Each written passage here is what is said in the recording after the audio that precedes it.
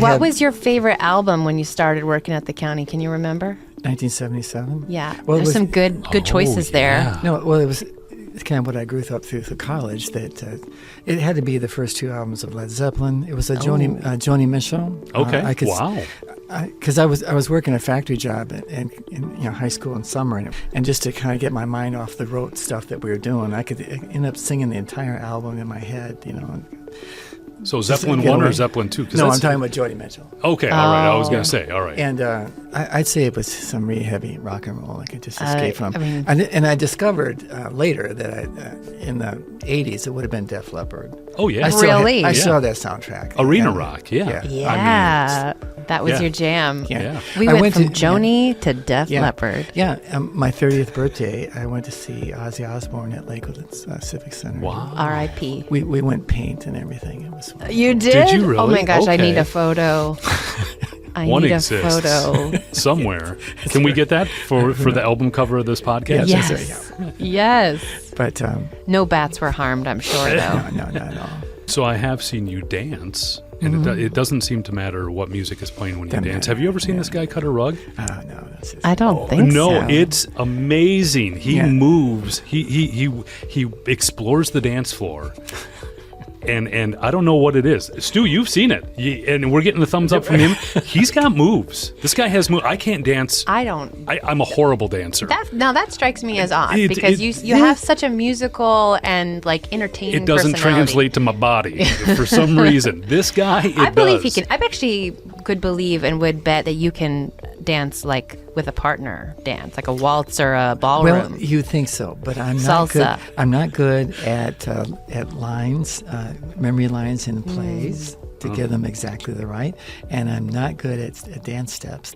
Line dancing, forget it. So, Charlie Hunsicker, Director of Natural Resources, Manatee County, welcome to Chambers, Changes, and Conversations. And I think one of the very first encounters with a Manatee County employee that I had coming from a similar background as you was with you out at Washington Park. It was while we were kind of gearing up for the the groundbreaking, and you walked me to the site. I was lugging a bunch of equipment, first time in Florida, 100 degrees, middle of July, and got out there. I'm sweating bullets.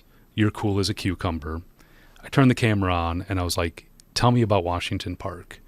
And you gave me this incredibly eloquent 30-minute version. And I waited and I listened to everything that you had to say because there was so much there, so much coming out of you, so much background, so much knowledge. And then at the very end, I was like, that was great, but can you give me the minute version of that? And without even stopping, without even retooling, rethinking how he had to put it, he delivered. I mean, I could have had a stopwatch, and it was like exactly a minute. And he hit all the high points, the low points. There's obviously a lot of story there, but I remember saying, gosh almighty, if everybody in Manatee County that I'm going to work with knows this much about what they're talking about, my job is going to be so easy. No kidding. And I that was the first time I think we ever met, and the first time that we ever realized that we grew up like 45 minutes away from each other back home in Wisconsin. I'm so glad one of my first experiences was with you because it kept me here, and I think we've had a great relationship since. And my God, the things that you've done for this county are legendary. Well, yeah. Well, I think you'll find this to be a common element of many people here in Manatee County as employees who truly believe in what they are working for and working towards. In our instance, we are able to blend what we want to see Mother Nature bring back to this area. We're able to blend what we want to see to make sure our environment stays resilient against the incredible growth pressure that we have here in this area.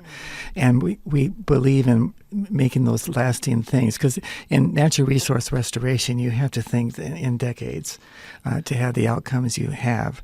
There's no immediate satisfaction, except when you see people then enjoying the preserves that we've been involved with building. And so it's easy to have such a strong belief in what you're doing to communicate that back out.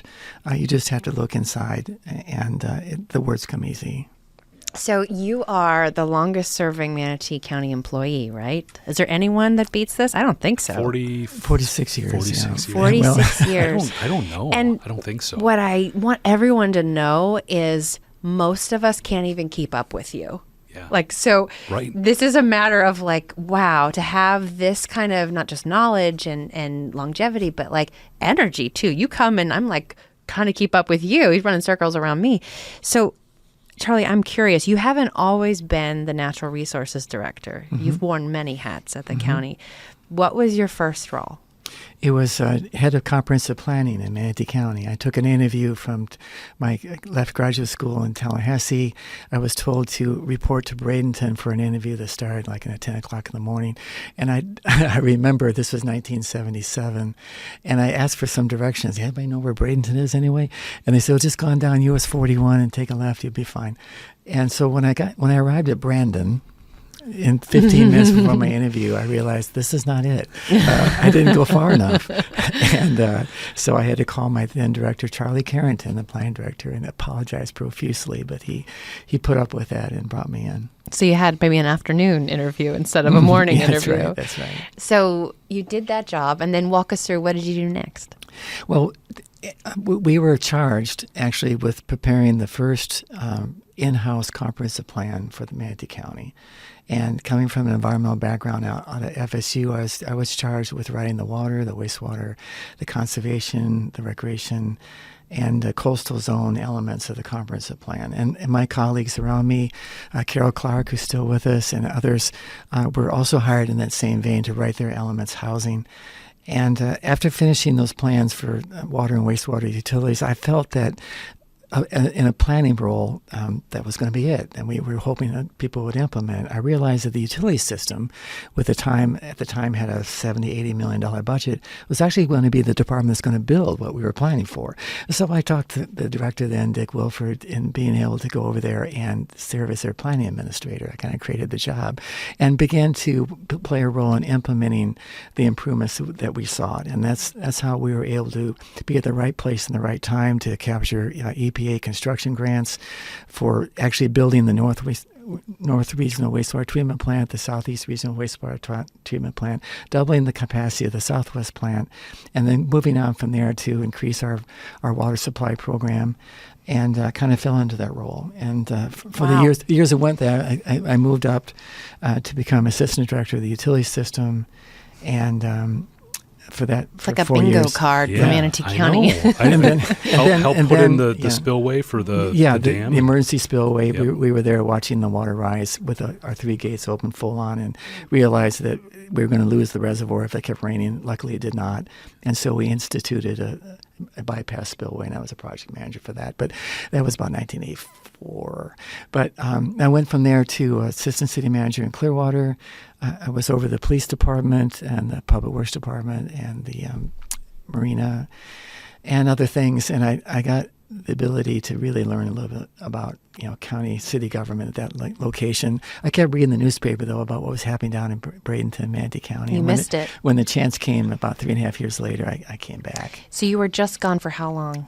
About 3.5 years. Yeah, not just a hot. Did you actually move to Clearwater? Oh, yeah. Okay. My wife was working in Tampa at the time, and Okay. it was a good split for us. Because that's a drive. And what yeah. position did you step back into once you did come back to Manatee County? As assistant public works director, and we had combined utilities and transportation into one department.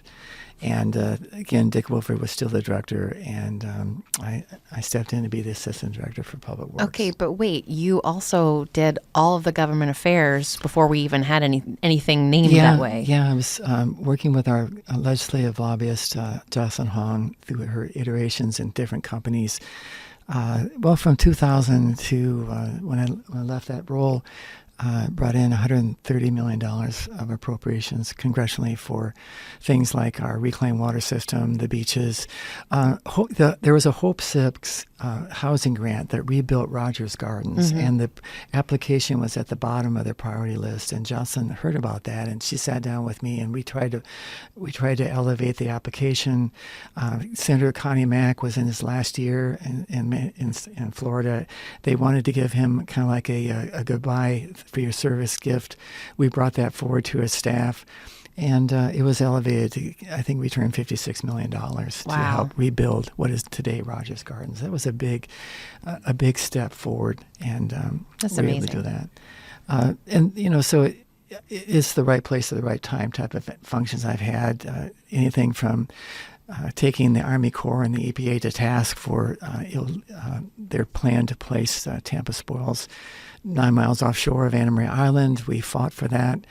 I had to go to federal court in a trial. Justice Department came down and defended both federal agencies, but Manatee County prevailed. We won that suit. We got our costs paid back.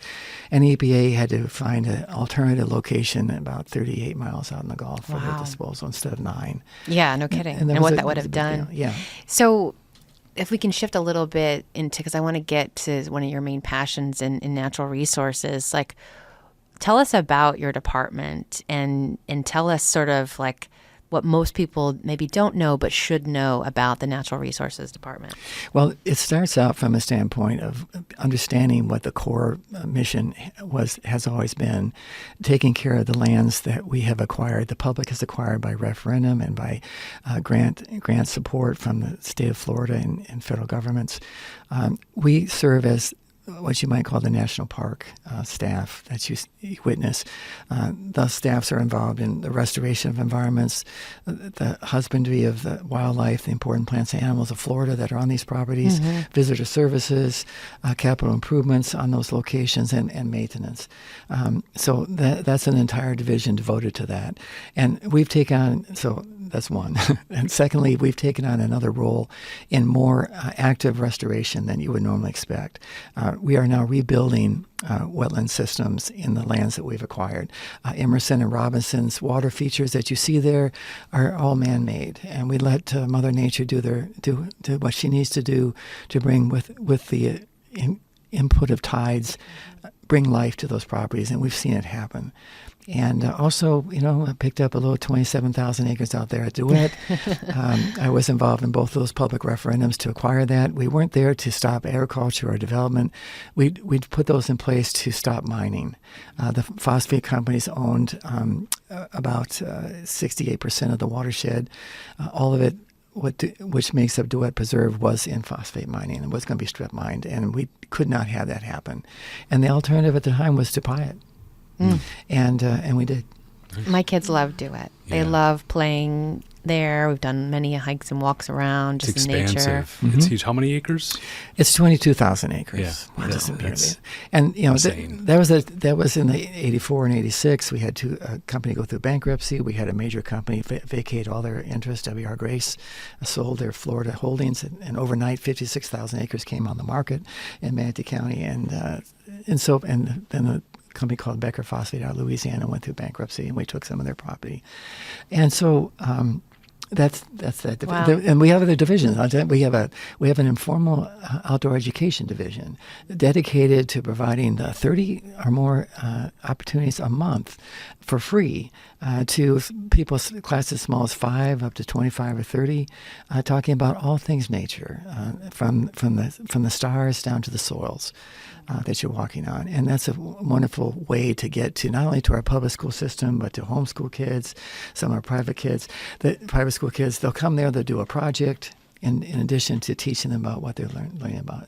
Really great opportunity. Then there's the Environmental Protection Division that really does look out. They're pulling 50 samples a month, believe it or not, in our area waters, always testing and monitoring the condition of our waters as the canary in the coal mine to make sure that we are staying on top of stormwater treatment and that we're being careful in the enforcement of the land development code regulations that we have that protects our surface waters and our groundwaters. Another group I'm privileged to work with is our extension program, University of Florida Institute of Food and Agricultural Services Agricultural Extension, which is the way in which the University of Florida develops their research and their science and puts it out into the community with their extension agents.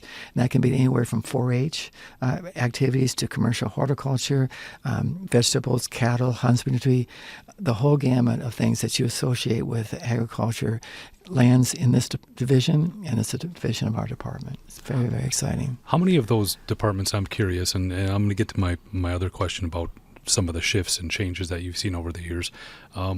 What would be your oldest division versus your newest division? Or have these divisions been around since you've been Yes. doing natural resources. No, we started with 5 people. Now we're 71. Wow. So built that over time. I mentioned our first mission was taking care of the properties that we had, Yep. and then we had an opportunity to merge with the environmental services that were provided in another department. They were brought together. Then our agricultural extension program was brought into this department, and for a while there. All the parks and recreation were brought in. It's because I was director of Parks and Natural Resources at the time. And then we made the decision to be more focused on natural resources and Split. go Yeah. through an expansion of our sports and leisure opportunities and offerings as well at the same time. But the education program came about. It was like the third program, but the relatively newest operation is a focus on ecosystem restoration. And I say that lightly because right now we're carrying $38 million worth of federal and state grants to implement that. When you put oysters in the water to clean water, the Manatee River, people kind of scratch their head and say, that's a great job there, Charlie, but what about the intersection there? What about the EMS services and the response time? And my answer to that is we need all of those things, and those come through the support of government. What we attempt to do is capture the interest of the state and federal agencies that have recognized Lower Tampa Bay as an estuary of national significance, holding 3 national estuaries of the 23 in this country right here in our Bay Area.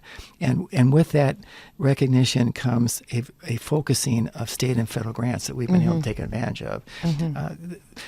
Robinson Preserve has been built with approximately $3 to $4 million of local funding and about $23 million of state and federal grants. It's fantastic. And so not because we're such great grant writers, I'd like to say that we are, but at the same time, is a recognition from the national level how important Tampa Bay as an environment is. Our success stories are repeated in Hillsborough, Pinellas, Sarasota, Pasco.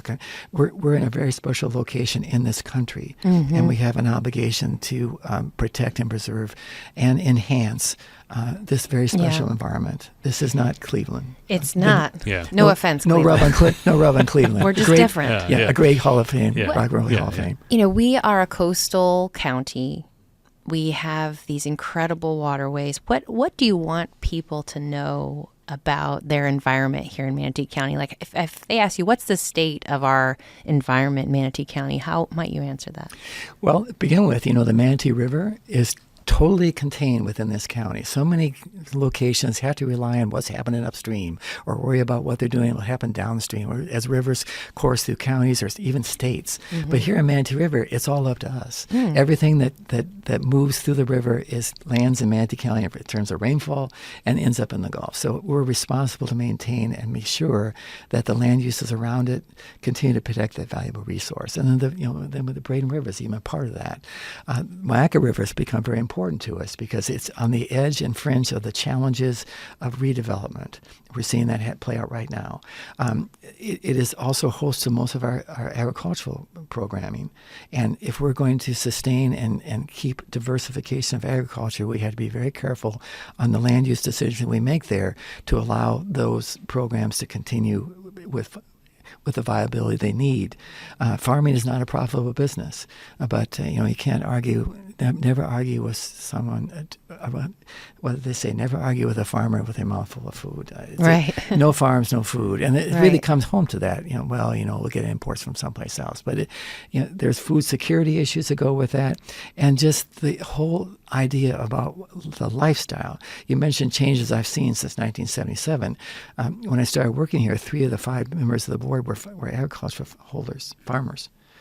And and we're 132,000 people at the time, and we've grown since. We've modernized, we've grown, we've brought in our airports doubled, tremendous expansion. Port Manatee has grown tremendously. Our schools, top-rated schools. This is a great place to live, believe me, in terms of maintaining and keeping up with the development pressure.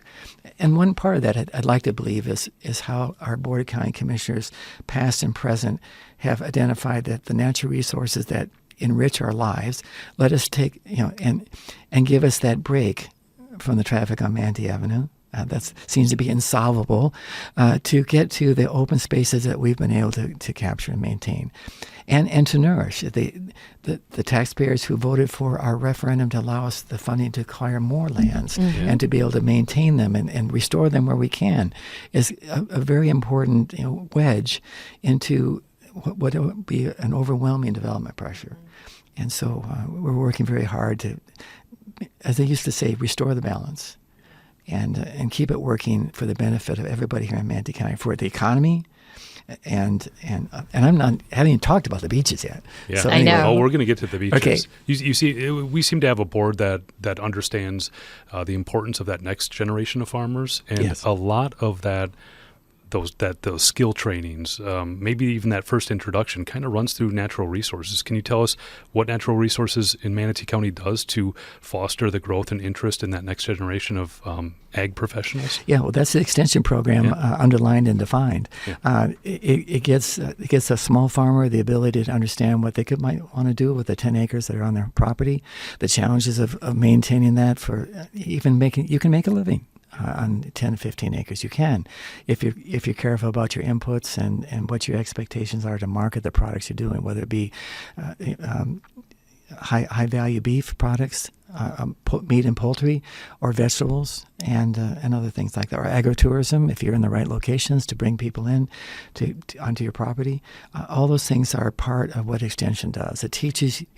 We are an educational organization. We're not farmers, and we don't plant 50 acres, but we'll tell someone how they can and the inputs they need to fight the most recent pest or the exotics, How to be sustainable. or to plan ahead for the markets as they're changing. As we see citrus in a decline, what am I going to do with my acreage? The University of Florida is working all the time to say, well, maybe you should move into blueberries or strawberries. We're seeing right now many of the citrus operations in northeast Manatee County transitioning from citrus into strawberries. Yeah. The strawberry industry from Plant City area is moving south. Manatee tell County us is about poised, that. to become a leader in that space, right? That's right. Yeah. How does Plant City feel about that, I wonder? Well, eat more Strawberry Fest? eat more strawberries. Move a Eat more location. strawberries. You had called me one time very excited, and before we move on to another topic, because I know beaches, we're going to get to it, but you called me up very excited one time, and you were telling me about something that is emerging from Manatee County, and it had to do with revitalizing soils that were otherwise spent nutrient-wise. Yes. Can you talk a little bit about that? Because I think that might tie into like some of the things that we're doing even in your presence, like at Mixon. That's correct. Yeah. Well, it's called regenerative agriculture, and it's taking soils that have been used in a way for decades to grow a crop, and as the micronutrients and the beneficial bacteria that's in the soils are taken up by successive crop after crop after crop, those values diminish within the soils themselves. And what happens then is that the vegetables that you're growing, which should have could have used the soils to rebuild the nutrient content of the carrots, the onions, the potatoes. They start to get a lesser input of that. We're seeing in real time when those vegetables are grown on soils that have been the organics have been reintroduced through composting, that micronutrients have been reintroduced with use of things such as biochar, which is a kind of like an offset of charcoal, and put back into the soil, the nutrient density or content of those vegetables is 4 to 5 times. So eating a carrot from a sandy soil or from a regenerative soil is night and day. It even tastes a little bit different, but the taste isn't that off that much. But the things that you're not tasting, but you're taking inside as a food product and making for your body health is significantly different. And so, regenerative agriculture is a little tough when you're dealing with a 4,000-acre farm. But when you've got crops in 100-acre plots, or 200 acres here or 50 acres over there, the science of regenerative agriculture is taking hold across this country. It doesn't have to rely on total phosphorus or nitrogen inputs for fertilizer. They still need them, but you end up using less fertilizer. And you're relying on what used to be, Mother Nature's recipe, not yours. And it takes a deliberate effort to rebuild the soil with the inputs and additives that you do. And, years later, it doesn't happen overnight, you've brought yourself back. Right. Do That's you so see that important. as a possible solution moving forward to some of the things that we've seen in Yes. Manatee County? Yeah. Well, and to be more competitive, it used to be organic was the market, and they could charge a little bit more for the organic growing. But if you can also identify through your own product testing that your vegetables are nutrient dense and have a particular value, and to identify that in the marketplace, these vegetables over here are going to give you 3 times the vitamins that you thought you were going to get at the vegetable over here. People will start paying more for that. And but that's, again, the science of growing, harvesting, marketing, and long-term efficacy of the soil that you have. Those are the products that are coming out of our university systems, the University of Florida, University of South Florida. But the land-grant colleges, and this one in Florida is the University of Florida, an entire sector of that university is dedicated to building on those questions, the scientific method, coming back with extension advice to growers. And our department is able to carry that message to our residents with the support of the Board of County Commissioners. I'm curious, given all that you've seen and experienced in your years at the county, just about your personal life and your personal choices. Like, do you eat meat? Yes, I'm a normal guy. You're a normal guy. Yeah. And because people can peg that, like if you're the environmentalist, and like, I'm just curious, like what choices have all this experience kind of influenced you? I'm curious. Yeah, well, it's kind of a model we've had for a long time. Apart from our regulation very closely of phosphate mining, and we do regulate mining, its reclamation, its methods, in a local permit system. But if you set that aside for a second, a lot of people as I introduce myself, sometimes they'll approach me and say, "Well, you're an environmentalist, right? You one of those tree huggers kind of guys?" I said, "Well, no, we." And regulations and environment stands in the way of progress. And I said, well, no, what we do as a department, we don't regulate department. We build environment. We don't regulate the environment. We build environments. And so that has set the tone for my whole approach to job satisfaction. And that's shared by the people that work with me and around me. I think one of the reasons I'm still here is because through the decades, I've been able to work with people with the same passion, whether it was protecting our water supply, whether or not making sure our utilities were in place in advance of the growth that was coming, whether or not it was getting excited about getting that next property under our belt. That energy is transformative. That's what I'm trying to click for the word. That energy is transformative, not only for me, but everyone around us. Now, my wife, Susan, would say, yes, you are dedicated to your job. But I have 2 lovely children, and they're both successfully now. They've gone on, they're in their 30s. And we raised them here, and I think my wife's very understanding in terms of the time I do put on the work. But so do you, in terms of, do you recycle? Yeah, yes, I do. Yes. I have. Everyone has a story about that, but I was in Clearwater. We just started recycling. This was now 1990, and I was speaking to our person that was working our solid waste group at the city at the time, and we were having a conversation across the desk in my office, and it was suit and tie kind of stuff. And as we walked out, I finished my Coke and dropped it in my little waste can at the door, and we got out into the hallway.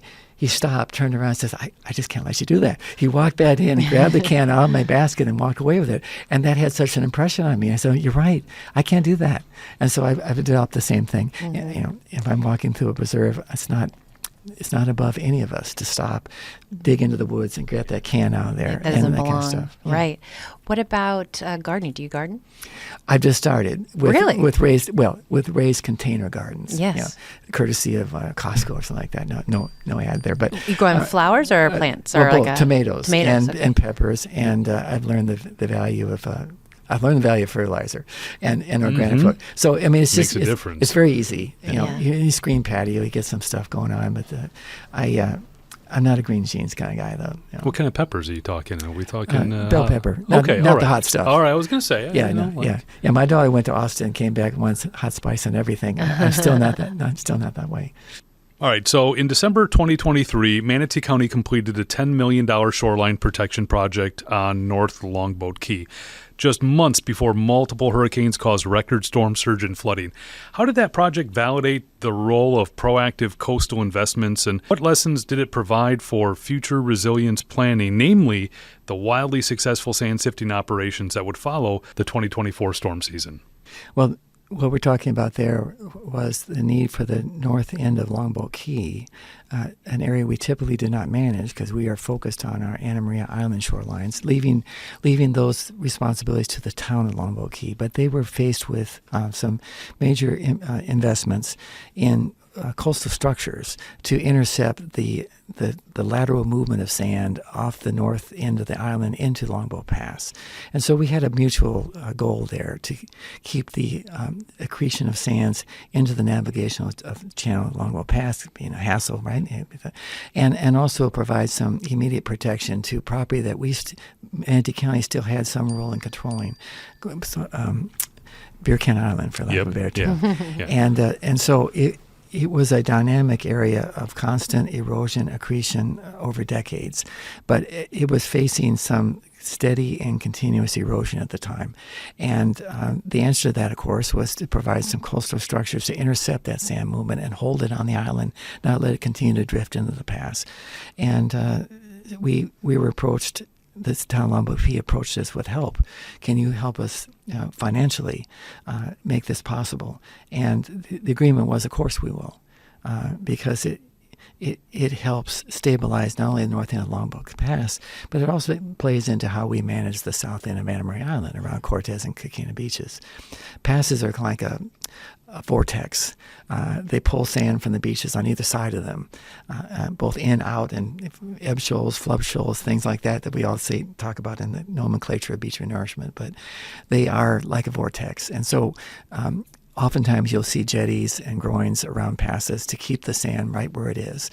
You let go of that attitude along the long length of sandy shore, because we have identified that oftentimes structures that intercept the sand movement help build the sand upstream, but the downstream movement, the water passes across that structure, the sand grains drop out, the water has a lot of energy still left in it and picks up the sand just directly downstream. So you have tremendous erosion on the downstream of the site. So it's a zero-sum game. You don't get anything more.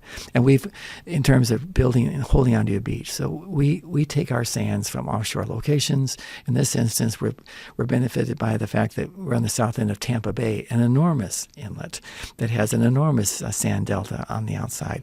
We harvest from that delta, that shoal, and put it back on the island. And what does that look like? So when they're harvesting it, I mean, is it like a big vacuum cleaner that goes out and sucks sand from the bottom, and then you guys transport it someplace else? Or? It looks like a big vacuum cleaner sucking sand from the bottom. Oh, is it really? It's on Okay. top. All right. It's on top of an ocean-going freighter ship. Wow. Yeah. And it is not necessarily a open-ended suction. It is a rotary drill bit that goes down, cuts into the bottom, and the force excavates the sand and water by suction, comes up through the ship, and then that water stays in the pipeline, is delivered up to 9 miles down the coast, placed and then reshaped with heavy equipment, bulldozers, front-end loaders, and other things to create the sand, the bonus sand that you need. And they say, well, it puts it there and it all washes away. And we've long said that this is sacrificial sand. It is efforts to maintain and buffer the energy of a storm, which comes in with a lot of energy. And if a beach is not there to be taken and to absorb the energy, and in many cases hauled off the beach and dropped back into the Gulf, that energy is translated into property, roads, buildings, water lines, and everything along the coast. There will be an energy transfer from storm onto land with an impact in every storm. A beach is the buffer for that. Mm-hmm. No beach, then you lose homes. Yeah. And that's said time and time again. So talk to us about that, because there's a lot of conversation at the state level about property tax and where does our money go? And, as Director of Natural Resources, how would you answer that? Like when the money's the very lean budget that Natural Resources get, because most of your monies, as I understand it, are coming from these state and federal grants. I mean, millions of dollars as really what's funding this department. But when it comes to our general fund, what would you say to the average resident to make sure they understand where that money goes and how it's used? Well, it's that adage, it might have been Aldo Leopold, everything is connected to another. And our our state's economy is based and built upon property taxes, sales taxes, fees and charges for activities. And so when we have a tourism economy like we have here in Florida, our state economy is bolstered and buoyed by that investment. If we don't have a reason for folks to come here to enjoy a sandy beach and choose to go to Caribbean or the Pacific Coast, there are choices all around the world for world travelers, and even for people who say, well, I'm not going to go to Florida beaches. They're a wreck. Let's go to Texas. And Mobile, Alabama, all these Gulf states are glad to take them.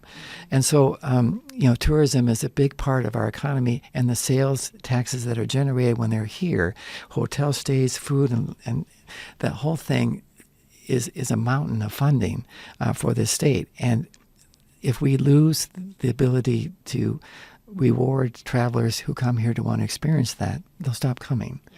And no amount of property tax will be able to make up for what we're able to gain and spend using that source of funding.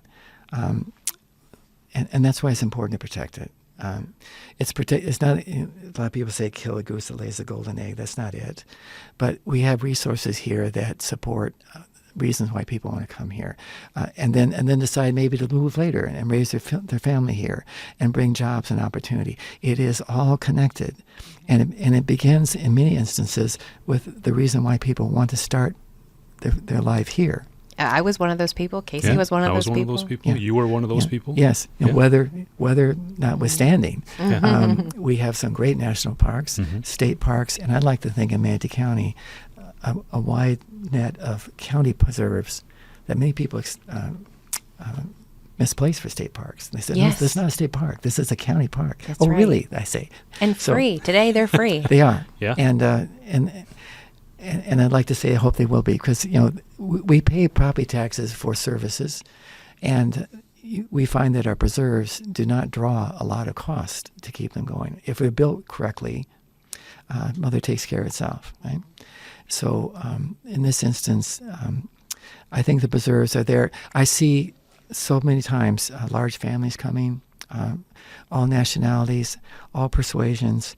I think the need to find solace in nature is a universal trait of humankind. And I'm so proud that our board has been able to support those opportunities here in Manatee County.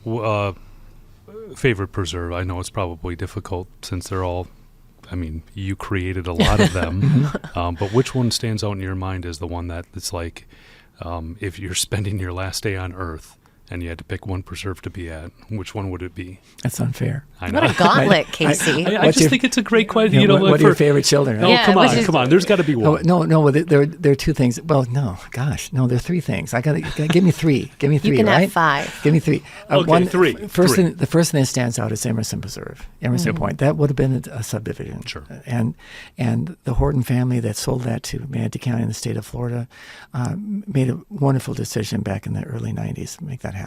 And so we have 40 years of restoration efforts now played out as when you visit the location. Heavily shaded trails, a rich history of indigenous people that we've been able to protect and identify, and a coastal location unparalleled.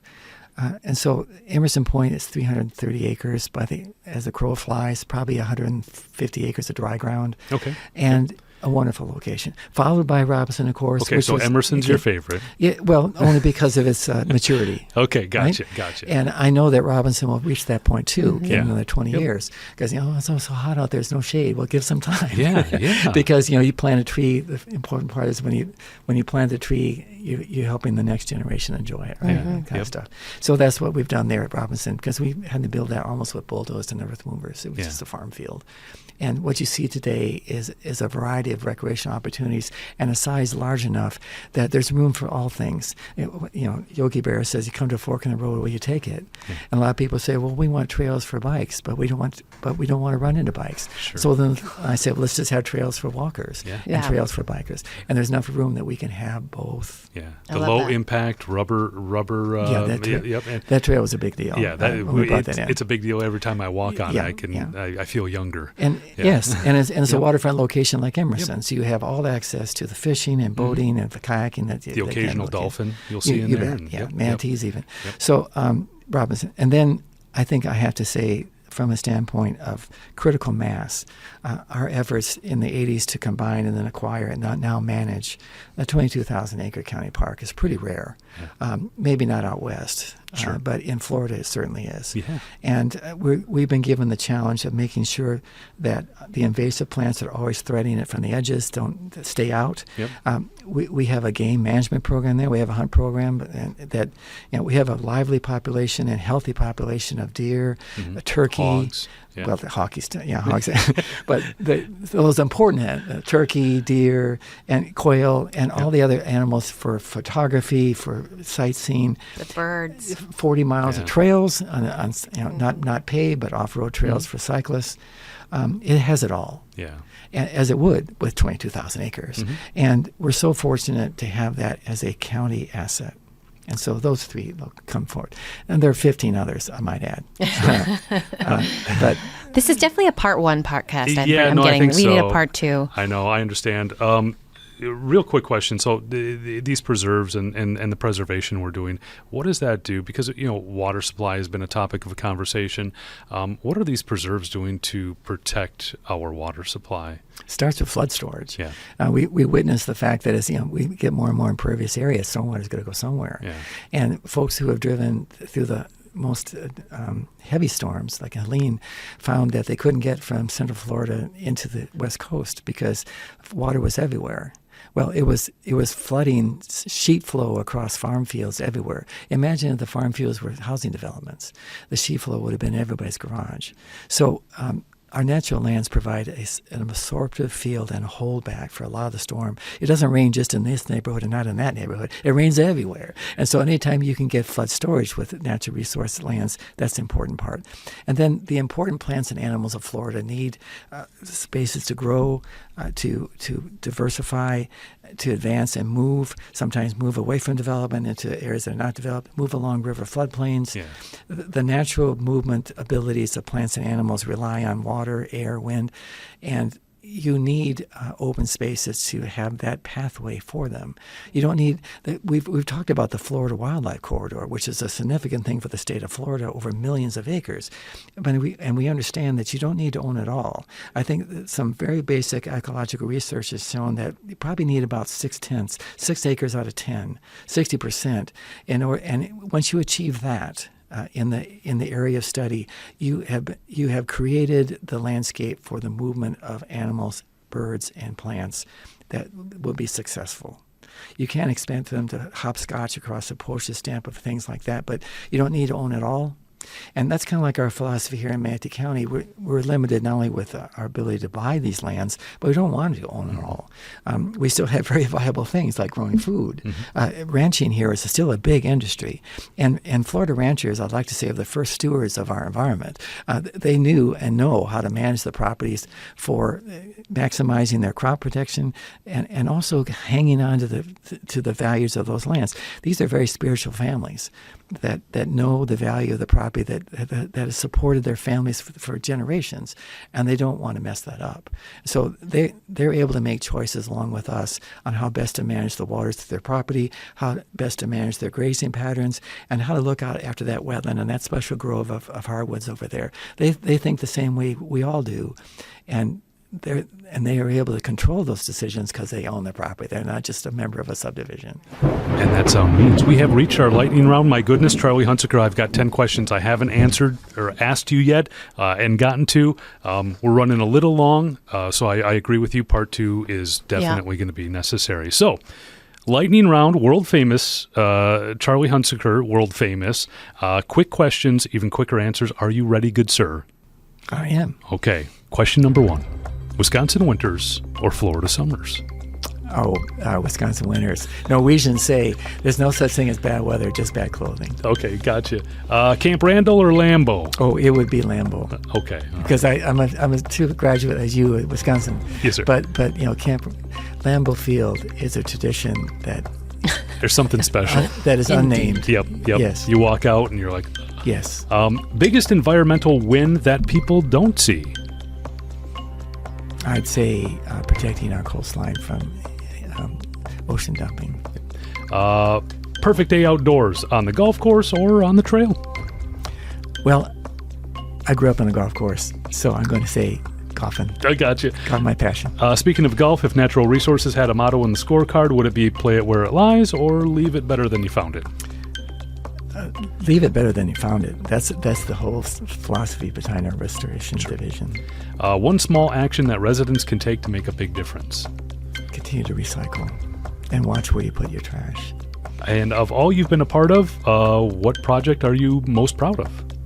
The land acquisition, development, and improvements that have given us that began with zero in 1982 and have grown to 30,000 acres since that time. Wow. Awesome. And final question, if Natural Resources disappeared for a week, what would people notice first?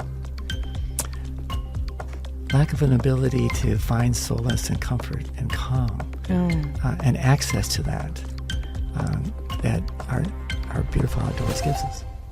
Well, you certainly bring me calm. I think anybody who's ever worked with you, you do the same for them. So I appreciate Enjoy. Yeah, I appreciate everything that you've done for our county. And this is podcast one of a couple. We want to get you back on here because, again, there's a lot of things I wasn't able to ask you. So I appreciate it. I like meandering. I don't know about you, but I love meandering through a conversation. So thank you so much for everything that you've done for Manatee County and will continue to do for Manatee County as our Director of Natural Resources, Mr. Charlie Hunsicker. Well, thank you so much. Go Pack. Go Pack. And that does it for this episode of Chambers, Changes, and Conversations with the legendary Charlie Hunsicker. If you want more, go to mymanatee.org and ask Cortez to bring you to Chambers, Changes, and Conversations. That'll bring you to the full archive where you can go all the way back to the beginning if you want to and see how far we've come. On behalf of the men and women doing work that matters behind the scenes for you, I'm Casey Zempel. I'm Stephanie Garrison. And Charlie Hunsicker. Make it a great day to live, work, and play in Manatee County. The opinions expressed by guests of Chambers, Changes, and Conversations do not necessarily reflect those of Manatee County government or its employees.